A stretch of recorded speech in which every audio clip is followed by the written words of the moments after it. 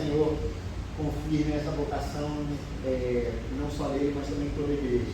Então vamos ouvir a mensagem que ele tem para nos trazer nessa noite. O Senhor te abençoe. Esse dia, que o Senhor nos abençoe. Bom dia, irmãos. Queria convidar você a abrir a sua Bíblia no livro de Jeremias. Jeremias, que é o livro que nós temos lido, a nossa leitura devocional, né, ao longo dos fins de semana, e portanto o livro que eu tenho comentado, eu queria ler com vocês aí. O Jeremias, como sempre, né, a nossa leitura acompanha o nosso devocional. Então, se você já abriu Jeremias capítulo 16, eu quero ler com vocês os versos de 10 até 15. Certo? Então convido, se você já achou, a ficar de pé. Vamos ler Jeremias capítulo 10. Não, 16. Jeremias capítulo 16, verso 10. Jeremias 16, do 10, eu vou ler até o 15, lendo aqui. Quando você falar todas essas coisas a este povo, e eles lhe perguntarem por que o Senhor determinou uma desgraça tão terrível para nós, que delito ou pecado cometemos contra o Senhor, contra nosso Deus? Diga-lhes, foi porque os seus antepassados me abandonaram, diz o Senhor, e seguiram outros deuses, aos quais prestaram culto e adoraram. Eles me abandonaram e não obedeceram a minha lei. Mas vocês têm coisas piores do que têm feito coisas piores do que seus antepassados. Cada um segue a rebeldia do seu coração mau, em vez de obedecer. Por isso, os lançarei fora desta terra, para uma terra que vocês e os seus antepassados desconhecem. Lá vocês servirão a outros deuses, dia e noite, pois não terei misericórdia de vocês. Contudo, vem dias, declara o Senhor, quando já não mais se dirá, juro pelo nome do Senhor que trouxe os israelitas do Egito. Antes dirão, juro pelo nome do Senhor que trouxe os israelitas do norte e de todos os países para onde ele os havia expulsado. Eu os conduzirei de volta para a sua terra, terra que dei aos seus antepassados. Vamos orar? Senhor, obrigado. Obrigado pela sua palavra. Obrigado porque a tua palavra é a luz que nos faz caminhar, Senhor. Por favor, Senhor, transforma-nos a partir dela e leva os nossos corações até o Senhor. Em nome de Jesus. Amém. Os irmãos podem se sentar. Só vou colocar aqui o meu relógio, senão vocês sabem que eu me perco no tempo. Bom, Jeremias capítulo 16. Quero começar, como geralmente eu faço, contando um rápido caos, né? Eu tenho uma tia que ela tem um costume que eu acho muito engraçado. Ela tem o mesmo comentário para qualquer situação política. Então, qualquer notícia de política ruim, qualquer situação ali que tem algum problema na política, ela tem o mesmo comentário. Não importa se é favorável à direita, à esquerda, o fato é que veio uma notícia de política, ela sempre fará o mesmo comentário. Invariavelmente ela vai dizer isso. O que ela diz? Ela diz simplesmente, eu acho que a gente deveria devolver o Brasil para os índios e pedir desculpas. Esse é o comentário dela para qualquer situação, qualquer circunstância de política, é isso que ela tem a dizer. E eu acho muito interessante esse comentário dela, porque ela parte do princípio, não necessariamente errado, de que o Brasil começou como nação no momento em que os portugueses vieram para cá. E portanto você tinha ali uma nação sendo fundada. E uma vez fundada, ora, mas espera aí, tinha gente, já que logo nós tomamos a terra, ou se você se considera mais indígena, a sua terra foi tomada de você. De alguma maneira, essa é a conclusão da história, daquilo que ela está dizendo. Nós, de alguma maneira, tomamos a terra do povo que aqui estava antes, ou ela foi tomada do povo que aqui estava, enfim, seja lá a maneira como você ler o caso, mas esse é o ponto. A terra foi tomada. Bom, isso guarda alguma semelhança com o que aconteceu com Israel. Se a gente se recordar bem lá para trás, Abraão recebeu uma promessa de Deus. Qual era a promessa? Eu darei esta terra aos seus descendentes. Essa terra qual? A terra onde ele estava. Primeiro Deus prometeu a terra para onde ele o levaria, mas uma vez que ele está na terra, ele escuta que, olha, agora vai ser a terra onde você está, essa terra aqui será sua. Mas por que será? Porque ela não é agora. Porque não dá para ser agora. E por quê? Porque já tinha gente lá. Eu tinha que esperar o povo crescer um pouquinho mais, ter mais filhos, aumentar o exército para conseguir tomar a terra. Mas mesmo nessa circunstância, e aqui talvez as semelhanças com a nossa história acabem, quem tomou a terra ainda era o povo mais fraco. Ou seja, o povo mais fraco era o povo de Israel. Eles nem tinham espadas para se defender, né? As armas que eles tinham eram o que eles arrumavam ali pelo caminho, e geralmente de material muito inferior ao material dos seus inimigos. Mas, apesar disso, o Senhor os abençoou para que eles tomassem a terra. Por quê? Porque prometeu que aquela terra seria dada a eles e aos seus descendentes. Isso é o que nós entendemos pela aliança do Senhor com o seu povo, ou parte daquilo que está determinado na aliança de Deus com o seu povo. Ora, esta terra será de vocês. Vocês habitarão nela, vocês viverão dela, tirarão seu sustento dela e viverão muito bem nestas casas, muitas vezes que vocês nem mesmo construíram, mas são de vocês. Essa é a sua terra. Essa foi a promessa feita a eles. E uma vez que a promessa foi feita, ela também tinha obrigações da parte de Israel. E qual era a obrigação da parte de Israel? Por exemplo, ora, terão o Senhor, seu Deus, como seu Deus. E portanto só a Ele prestarão culto. Porque o Senhor não é como os deuses dos cananeus, que pode ter seu culto dividido. Ora, de manhã eu adoro ao Senhor, à noite tem outros deuses ali bem interessantes. Não. Aqueles que estavam no Senhor só podiam ter o Senhor. E além disso, aqueles que estavam com o Senhor cumpriam a sua lei, cumpriam diversos aspectos da lei de Deus, mas numa simplificação que a gente pode fazer aqui. Ora, esses dois pontos aqui apresentados por Deus se simplificam talvez nas tábuas da lei, onde as primeiras 4 apresentam a necessidade do culto a Deus, da adoração ao Senhor, e as últimas 6 leis apresentam a necessidade de cumprir determinadas atitudes que Deus espera, atitudes corretas, ser um homem íntegro com relação aos outros, o que Deus espera dos seus seguidores. Por isso haviam as 6 leis que eram específicas sobre o trato com seres humanos. Respeito ao teu pai e à sua mãe, não matarás, não adulterarás, uma sequência de leis que estão dizendo, ora, há uma maneira correta de agir com o próximo. Então, eles incorreram nesses 2 erros, segundo o texto nos apresenta. Eu queria discutir um pouco como isso aconteceu. Quanto ao contexto, né, desse texto, a gente já comentou Jeremias anteriormente, então eu não quero me alongar muito comentando Jeremias, eu só quero dizer para você que Jeremias é o profeta conhecido como profeta chorão, e eu costumo brincar que de fato Jeremias era um chorão, mas vamos combinar que ele tinha razão para chorar. Jeremias chorava porque ele nasceu durante o governo do rei Josias, o último rei bom de Judá, e depois de Josias as coisas só ficaram ruins, as coisas só ficaram terríveis, só vieram reis ruins que trouxeram problemas para o povo, que levaram o povo a mais e mais idolatria.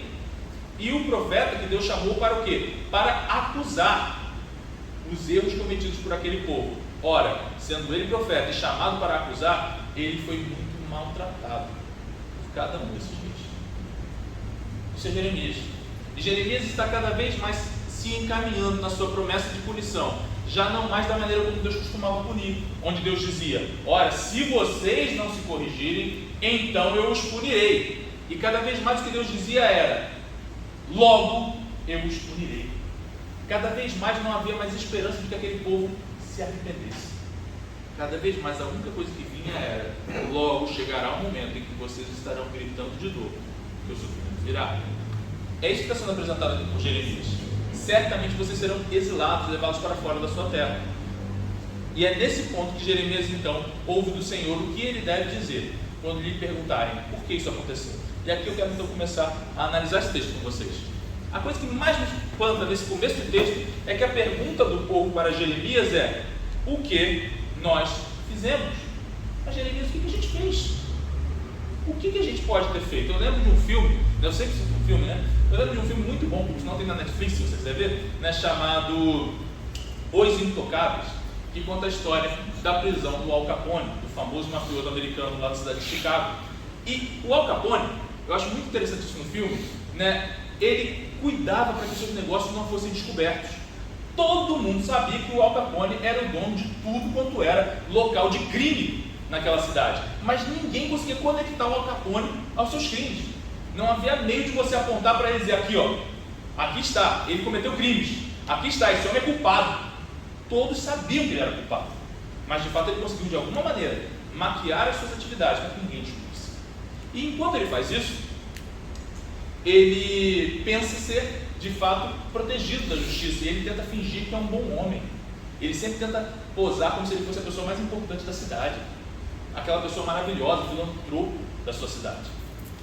Entretanto, em dado momento, alguns policiais realmente interessados em fazer justiça e prender o Al Capone conseguem alguma coisa contra ele.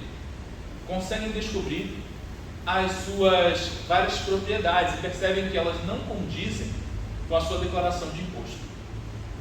De fato, aquele homem não podia ser culpado, apesar de ser culpado, ele não podia ser alcançado pela justiça em nada das mortes e destruições e roubos que ele havia causado. Mas ele é pego porque ele não declarou imposto de renda. Cuidado com o imposto de renda. Agora já chega janeiro, já se prepare para o imposto de renda.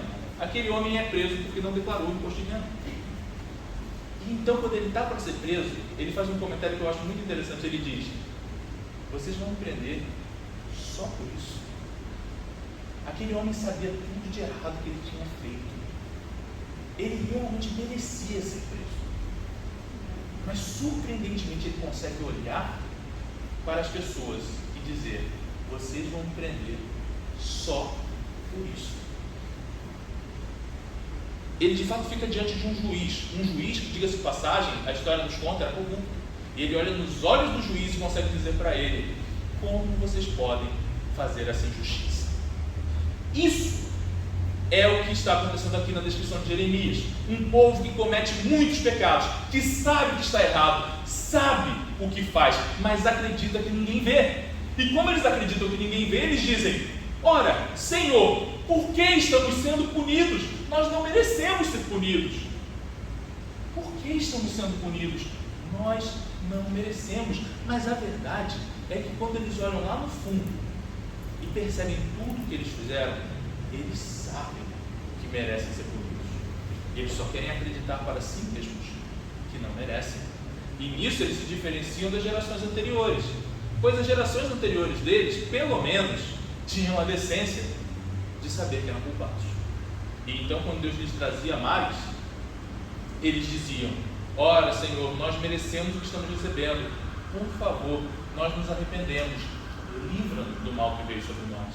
Mas essa geração é mais assustadora, pois essa geração consegue dizer, de cara lavada e sabendo que é culpada: Senhor, por que estamos sofrendo? Nós precisamos ter cuidado para que Deus não esteja nos dando a oportunidade de nos arrepender, até mesmo através do sofrimento, e nós simplesmente olhamos para Ele e digamos: por que estou sofrendo? E aqui eu tomo o cuidado de fazer uma observação. Nós recentemente lemos o livro de Jó na igreja. Então a minha intenção não é dizer para você que todo o sofrimento pelo qual você passa é obrigatoriamente porque você está em pecado, porque você cometeu algum erro. Nós passamos por sofrimentos por diversas razões. Entretanto, também há aquelas coisas que nós sabemos que estamos sofrendo porque deveríamos sofrer. O sujeito tem dor nas costas por diversas razões, mas existem aqueles que têm dor nas costas porque passaram a vida inteira se sentando com uma postura errada. E é claro que eu espero que você nunca sinta tais dores, mas você há de convir comigo que não foi algo que eu não tenha procurado. Se eu tenho dor nas costas e me sentei a vida inteira de maneira errada, de fato foi algo que eu procurei. Se eu tenho uma relação ruim com uma pessoa e então eu me surpreendo que ela me trata mal, ora, eu sempre a tratei mal, por que eu tenho que ficar surpreso dela me tratar mal também? E principalmente, se nós nos sentimos vazios de Deus, como se Ele já não mais nos visitasse, como se nós não mais o encontrássemos, será que isso não é porque muito antes nós o abandonamos? Será que isso não vem do fato de que nós tomamos a decisão consciente de nos entregar aos nossos ídolos? Esse povo ia à igreja, eles iam ao templo com frequência para realizar seus rituais. Porém, como diz o profeta, em outros momentos eles estavam oferecendo bolos para a Senhora do Céu, uma deusa cananeia. Em outros momentos estavam se colocando prostrados dentro do templo, como vai observar o profeta Ezequiel, em adoração a deuses solares. E então a observação de Jeremias é verdadeira. Olha, vocês querem agir como se fossem crentes porque estão aqui no templo, mas e o que vocês fazem todos os dias de suas vidas? O Senhor não espera isso de vocês, e o Senhor não vai encontrá-los se vocês de fato não se arrependerem e abandonarem as suas práticas más. Por isso é maravilhosa essa palavra, porque ela nos lembra que o nosso Deus Ele espera de nós uma determinada forma de agir, e ela é uma repulsa aos erros. Todos nós temos o desejo de procurar ídolos. Como disse o reformador João Calvino, o nosso coração é uma fábrica de ídolos. Nós estamos o tempo todo procurando ídolos. Seja através da nossa glutonaria, seja através dos programas de TV que assistimos, seja através de inúmeras coisas. Nós sempre encontramos algo. Através do que nós não poderíamos viver sem. Quando nós, de fato, não vivemos sem aquilo, talvez seja porque aquilo já se tornou mais importante para nós do que o Senhor. Como disse o salmista, o Senhor é o meu pastor e eu não terei falta de mais nada. Talvez nós tenhamos encontrado isso. Se assim for, a mensagem de Jeremias para nós é: arrependa-se e volte ao Senhor. Abandone o ídolo. Porque essa é a resposta do vazio que muitas vezes sentimos. Se sentimos que Deus já não nos responde, se nós perguntamos e não encontramos resposta, e quando encontramos resposta, ela parece terrível, talvez seja porque muito antes disso nós o abandonamos. Você vê o texto e a maneira como Deus fala, a resposta de Deus para esse povo é: porque vocês me abandonaram. É um verbo forte e duro, tanto no original quanto aqui. Vocês me abandonaram, vocês me deixaram. Quão duro é se alguém te disser isso? Você me abandonou. O profeta então apresenta a situação, e eu quero voltar a ele a falar novamente. Ora, ele fala sobre a diferença das gerações, e isso me parece um aspecto também terrível da fala de Jeremias. Nota o que Jeremias está dizendo para nós: olha, os seus pais eram ruins, eles agiram mal, mas vocês conseguiram se tornar piores. Eu fico me recordando de uma vez ouvindo um pregador que disse: olha, é provável que, se você for honesto, você vai admitir que seus avós, se crentes, eram melhores crentes do que você, eram melhores crentes do que seus pais. E seus pais, se crentes, são melhores crentes do que você. Ou seja, a ideia daquele homem era que de cada geração nós temos nos tornado piores. E é claro que isso é muitas vezes uma impressão, não precisa ser verdade. Ora, é certo que muitas vezes nós simplesmente temos essa impressão porque os mais velhos tendem a nos dar essa sensação de pessoas superiores, de pessoas mais espirituais, com uma ligação mais profunda com Deus, porque também já viveram muito e já se relacionaram com Ele por muito tempo. Mas existe uma outra possibilidade aterradora, e ela é: talvez seja verdade. Talvez de fato nossos pais tenham sido melhores crentes do que nós, e nossos avós melhores crentes do que eles. Talvez de fato estejamos caminhando para cada vez mais não sermos capazes de orar como nossos avós oravam, e nem sermos capazes de lutar diligentemente contra o pecado como nossos pais lutavam. Talvez nós tenhamos nos afastado profundamente daquilo que deveríamos ser. E isso acontece porque mais e mais nós nos encontramos com aquilo que ele está dizendo aqui. Ele fala: olha, vocês são piores porque vocês são uma geração rebelde. Como eu disse antes, quando Deus vinha para corrigir aqueles primeiros, eles se arrependiam, porque eles eram capazes de olhar e dizer: sim, nós pecamos, perdoa-nos, Senhor. Mas nós, ao ouvir isso, é o que Jeremias está propondo aqui, nós somos rebeldes, nós olhamos para Deus e nós redarguimos, nós respondemos. Sabe aquele sujeito que fez absolutamente tudo errado? Ele estava dirigindo e ele cortou, entrou na contramão, passou o sinal vermelho, andou em alta velocidade o tempo todo, e então o guarda para ele. E quando o guarda para ele vira para o guarda e diz assim: mas por que você me parou? Meu filho, você realmente não sabe por que eu te parei? Você quer a lista em ordem alfabética ou cronológica? A gente sabe por que ele nos parou, a gente sabe porque o Senhor tem nos cobrado, mas nós, de maneira rebelde, ainda queremos responder e perguntar: por que você tem nos tratado tão mal? Quando na realidade o que nós deveríamos fazer, se nós fôssemos chegar um pouco mais perto de uma geração anterior, é olhar e dizer: Senhor, perdoa-nos. E aí nós percebemos que a mensagem de Jeremias é muitas vezes um tanto repetitiva, mas é necessário que fosse repetitiva, porque aquele povo não queria se arrepender. Portanto, diante dessa acusação com relação aos pais, o que eu posso dizer que Jeremias está nos colocando aqui é: arrependam-se. que de fato nós sejamos capazes de não mais ser rebeldes e ao ouvir a condenação do Senhor, não mais olhemos para Ele e digamos, por quê? E aqui eu quero propor a você uma observação. O Al Capone olhou nos olhos de um juiz e perguntou, você vai me prender só por isso? Como se ele não fosse culpado. Ele teve coragem de olhar para o juiz. E por que ele teve coragem de olhar para aquele juiz? Porque aquele juiz era injusto. Porque aquele juiz, do alto de sua pose, sua pompa de juiz, era simplesmente um homem mau usando uma cobra. Mas a verdade é que há um juiz acima de todos os juízes. E esse juiz, ninguém deveria ter a coragem de abrir a boca diante dele. Essa é a imagem que está sendo proposta aqui. Um dia vocês estarão diante dele. E o Senhor, ninguém pode contemplar. Mas nós vamos para a parte final do texto. No versículo 13, talvez seja para mim a parte mais terrível do que nos é dito. Porque ele começa dizendo que o Senhor mandaria o povo para outra terra. E assim já é algo terrível, porque eles têm que olhar para isso e pensar, minha nossa, nós estamos sendo tirados da terra da aliança. Deus não está, entre aspas, cumprindo a parte dele na aliança. Havia uma aliança. E nós a quebramos, mas pelo menos Deus não a quebrava. Mas agora a sensação que eles têm é que Deus está quebrando a aliança, Ele vai nos tirar da terra. E então ele prossegue, e parece que fica pior, porque ele diz, olha, e vocês servirão a outros deuses, tanto quiseram, agora vão servi-los de dia e de noite, não vão mais precisar me procurar, vocês não vão mais me encontrar, vocês vão poder tanto de dia quanto de noite, a todo momento que vocês quiserem, adorar aos seus deuses falsos, porque a mim vocês não encontrarão.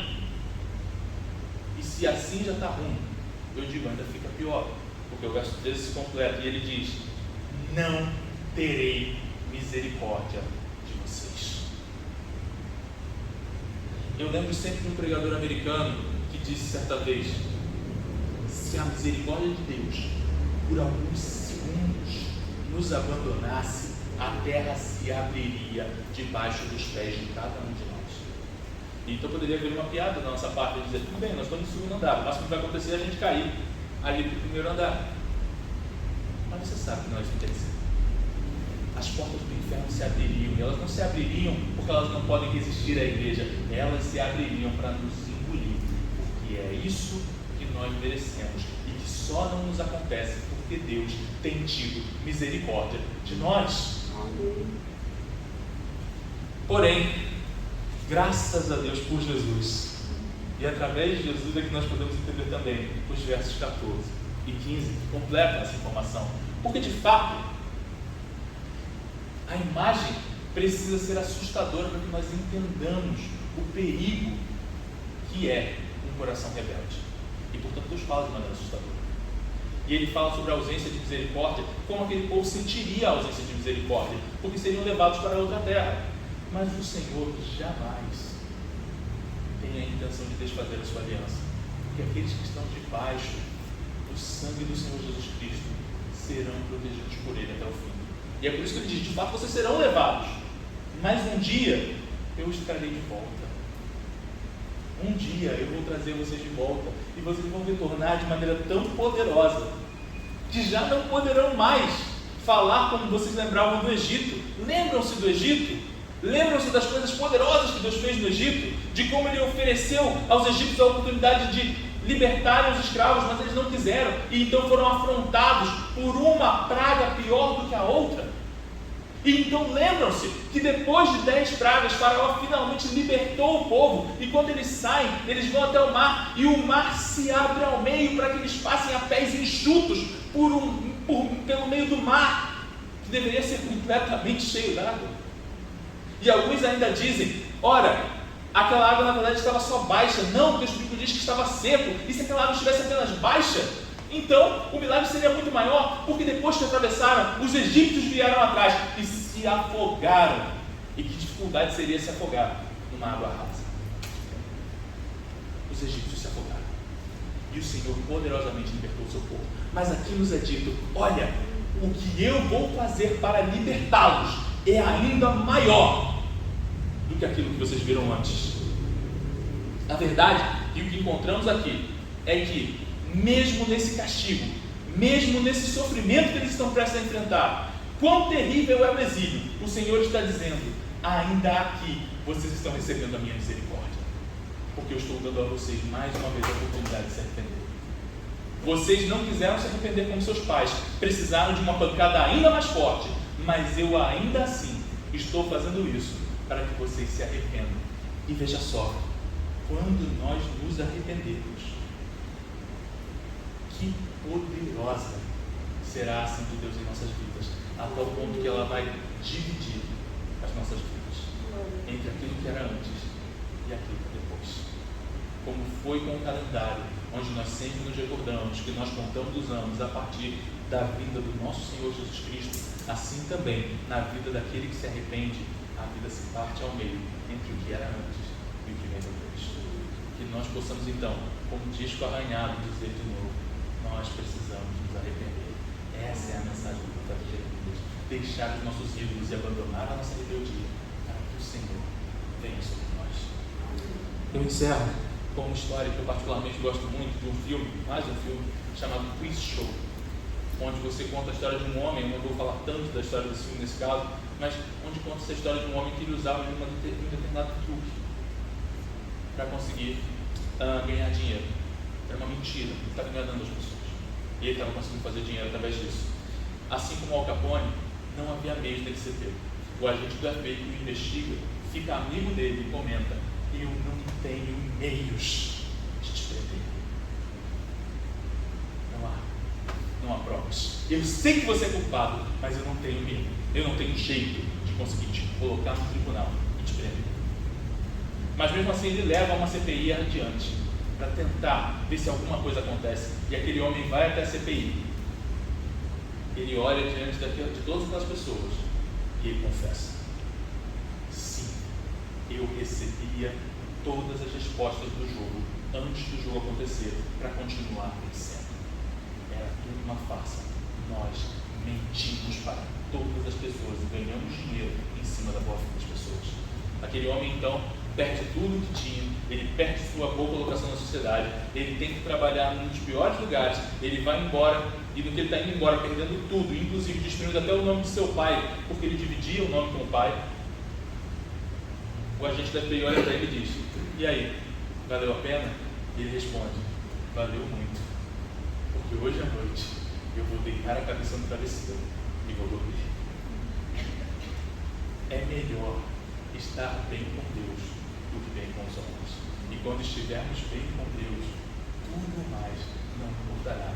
Por isso tão poderosa é a mensagem de Jeremias: arrependa-se. Vamos orar? Senhor Jesus, obrigado. Obrigado porque Tu és a resposta.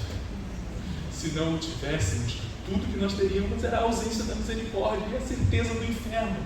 A convicção de que a terra se abriria para nos engolir, e verdade seja dita, se honestos formos, se abriria para nos engolir com justiça, pois é isso que merecemos. Eu mereço que a terra se abra e engula, Senhor. Faz-me lembrar disso, para que eu nunca seja rebelde diante do Senhor, para lhe dizer: por que passo por isso? Porque eu sei que é o que eu mereço. Eu sei que eu mereço a terra se abrindo sobre os meus pés. Mas, Senhor, eu também sei que através de Cristo eu fui perdoado. E através de Cristo eu posso encontrar a mais profunda alegria de me relacionar com meu Deus. Ah, Senhor, não me permite seguir em direção à minha idolatria, para que eu esqueça de Ti. Ah, Senhor, que eu não vá em direção a ídolo algum, para esquecer quão maravilhoso é ter a Ti, e para não perceber que nenhum ídolo me dará o prazer, a alegria e o amor incomensurável que eu tenho em Cristo Jesus, nosso Senhor. Ah, Senhor, a começar em mim e por todos os meus irmãos aqui, que nós possamos ouvir a mensagem do profeta nessa manhã e nos arrepender, não ser rebelde diante do Senhor. E então salva-nos, Senhor, e leva-nos até o Senhor, em nome de Jesus. Amém.